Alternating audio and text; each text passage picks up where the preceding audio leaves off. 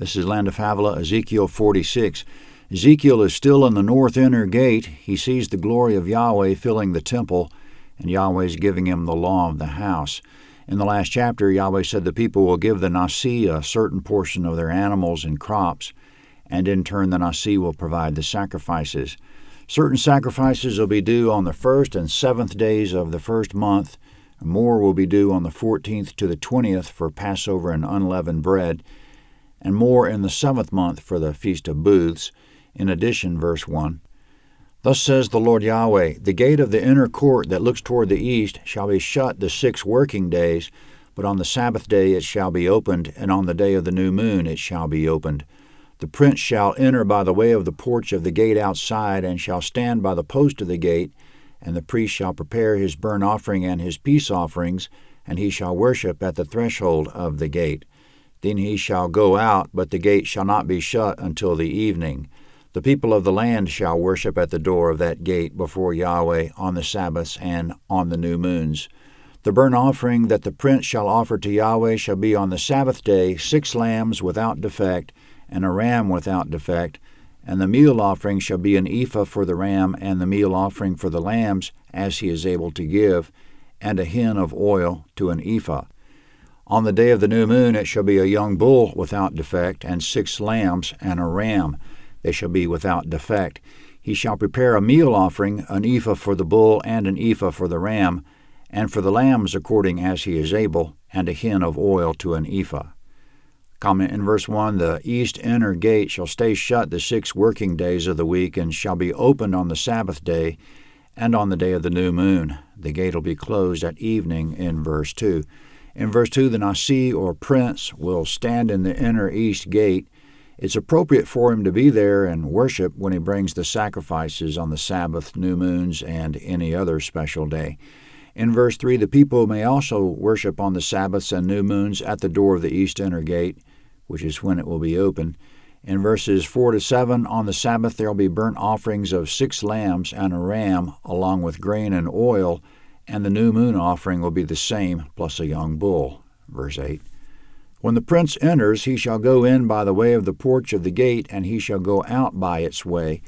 But when the people of the land come before Yahweh in the appointed feast, he who enters by the way of the north gate to worship shall go out by the way of the south gate, and he who enters by the way of the south gate shall go out by the way of the north gate.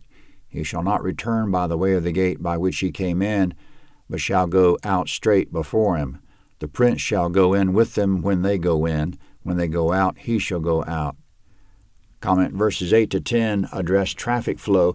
In verse 8, the prince will access the inner east gate by ascending the steps of the gate from the outer courtyard to the porch of the gate, and he'll leave the same way. He shall not pass on through to the inner court.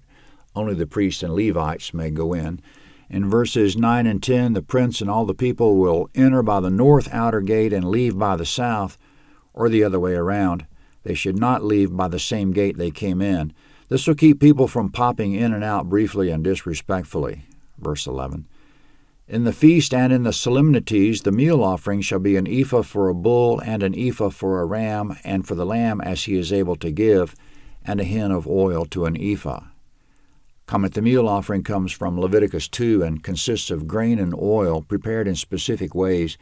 It might be raw flour with oil poured on it, or baked in an oven, or cooked on a griddle. In verse 11, each offering of an animal shall be accompanied by a standard meal offering, but with lambs the meal offering is unlimited. In verse 11, the standard meal offering will be this: each bull and ram calls for 1/2 bushel of grain and a gallon of olive oil. But again, for a lamb, the amount of grain and oil is unlimited. Now for free will burnt and peace offerings, verse 12.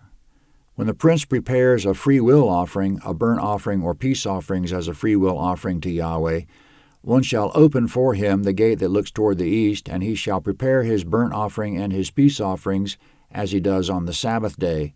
Then he shall go out, and after his going out, one shall shut the gate. Comment in verse 12, the prince may bring a free will offering any day he wishes. When he does, the inner east gate will be opened and then shut when he leaves.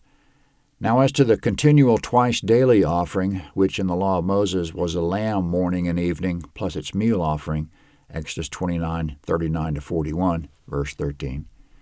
You shall prepare a lamb a year old without defect for a burnt offering to Yahweh daily. Morning by morning you shall prepare it. You shall prepare a meal offering with it morning by morning, the 1/6 part of an ephah and a 1/3 part of a hin of oil to moisten the fine flour, a meal offering to Yahweh continually by a perpetual ordinance. Thus they shall prepare the lamb, the meal offering, and the oil morning by morning for a continual burnt offering. Comment in verses 13-15, a lamb will go up morning and evening, a year old without defect, with its meal offering, which will be a 1/12 bushel of grain and a 1/3 of a gallon of olive oil. Now concerning the land that Yahweh gave to the prince in the last chapter, verse 16, Thus says the Lord Yahweh, if the prince gives a gift to any of his sons, it's his inheritance, it shall belong to his sons, it's their possession by inheritance. But if he gives of his inheritance a gift to one of his servants, it shall be his to the year of liberty, then it shall return to the prince. But as for his inheritance, it shall be for his sons. Moreover, the prince shall not take of the people's inheritance to thrust them out of their possession. He shall give inheritance to his sons out of his own possession, that my people not each be scattered from his possession. Comment in verse 16, if the prince gives land to his sons, the year of Jubilee won't have any effect on it.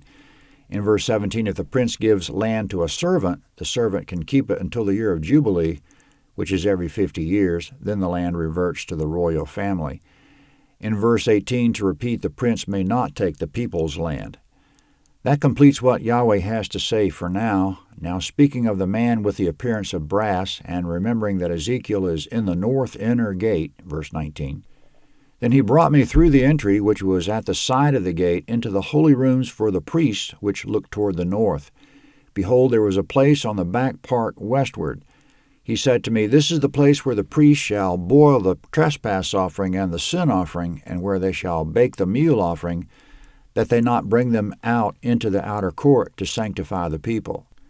Comment from Leviticus, the priests were solemnly obligated to eat the sin offering, and the sin offering was most holy, Leviticus 10:17, and whatever touched the sin offering became most holy, Leviticus 6:27.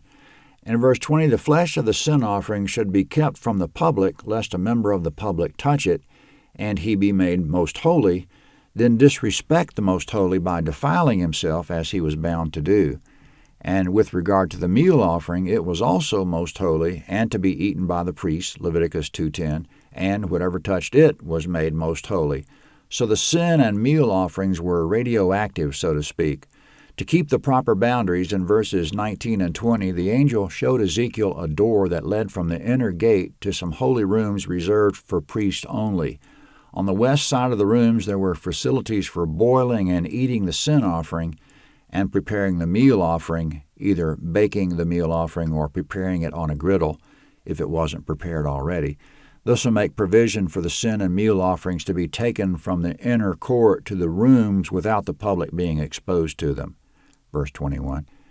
Then he brought me out into the outer court and caused me to pass by the 4 corners of the court, and behold, in every corner of the court there was a court. In the 4 corners of the court there were courts enclosed, 40 cubits long and 30 wide. These 4 in the corners were the same size. There was a wall around in them, around the 4, and boiling places were made under the walls all around. Then he said to me, These are the boiling houses, where ministers of the house shall boil the sacrifice of the people. Comment in verses 21-24, in each of the 4 corners of the outer court there was a small walled-off court, 70 feet by 52.5 feet. Along the walls there were facilities for boiling the people's peace offerings. A peace offering was voluntary and of an animal. The kidneys and certain of the fatty parts went up to Yahweh on the altar.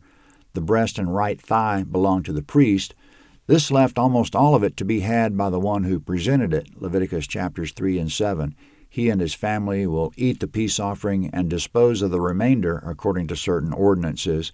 It was a form of communion with Yahweh.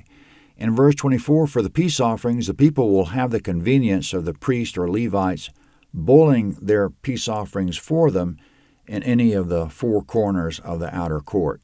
Ezekiel 47 is next.